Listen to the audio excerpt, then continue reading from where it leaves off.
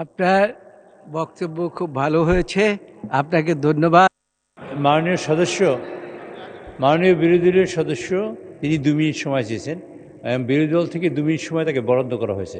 আপনি তাকে 2 মিনিট সময় দেন এবং পরবর্তীতে আমাদের মাননীয় সদস্য তিনি বক্তব্য রাখেন, তারই আবার পূর্ণ সময় দিয়ে। ধন্যবাদ মাননীয় স্পিকার। ধন্যবাদ আপনাকে। আপনি 2 মিনিট আপনার সময় বাড়ানো হলো। ধন্যবাদ। সাথে চিফ হুইপকে আমার জন্য সময় বরাদ্দ করতে হেল্প করেছেন। এরপর বক্তব্য রাখবেন মাননীয় সদস্য জনাব লুৎফর রহমান, 296 কক্সবাজার 3।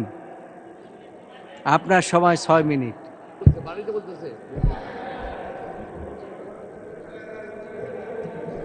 বিসমিল্লাহির রহমানির রহিম। মাননীয় স্পিকার, আপনাকে ধন্যবাদ।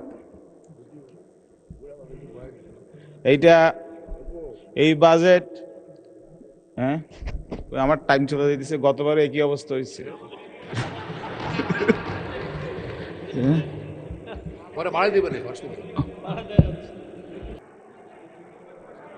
আমার তো সবসময় একই অবস্থা হয়, কেউ না কেউ দাঁড়াই থাকে।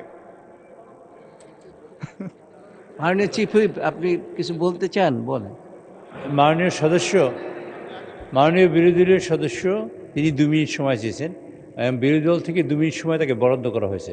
আপনি তাকে 2 মিনিট সময় দেন এবং পরবর্তীতে আমাদের মাননীয় সদস্য তিনি বক্তব্য রাখেন, তারই আবার পূর্ণ সময় দিয়ে।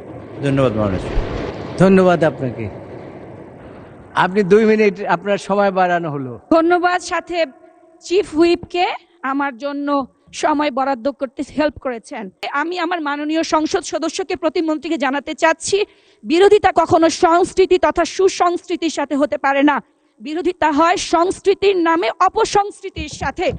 মাননীয় স্পিকার, আপনার মাধ্যমে মাননীয় অর্থমন্ত্রীকে সত্যিকার অর্থে বিনীত অনুরোধ জানাচ্ছি, এই যে শিক্ষা বান্ধব বাজেটটি সত্যিকার অর্থে যেন সুশিক্ষার জন্য কার্যকর হয়, যেখানে একাডেমিক শিক্ষার পাশে থাকবে নৈতিক শিক্ষা, মানবিক মূল্যবোধ এবং ধর্মীয় চেতনা, এবং বরাদ্দ থাকবে শিক্ষকদের মান উন্নয়নের জন্য পর্যাপ্ত দিক নির্দেশনা।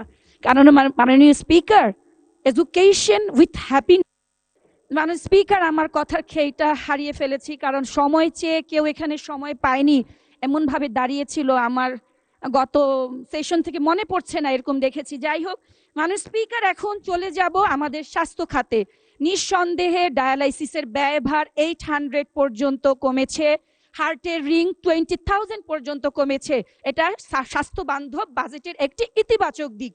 কিন্তু পত্রিকা খুললেই আমরা দেখি দুর্নীতি, অব্যবস্থাপনা, জনবল সংকটে বন্ধ হয়ে গেছে বিশ্বমানের চিকিৎসার স্বপ্ন।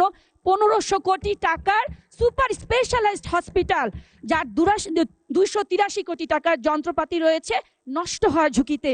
তাই মাননীয় স্পিকারের মাধ্যমে মাননীয় অর্থমন্ত্রীকে আমি জানাতে চাচ্ছি, মূল্য কমানোর সাথে দরকার কার্যকর হসপিটাল, দুর্নীতি মুক্ত ব্যবস্থাপনা।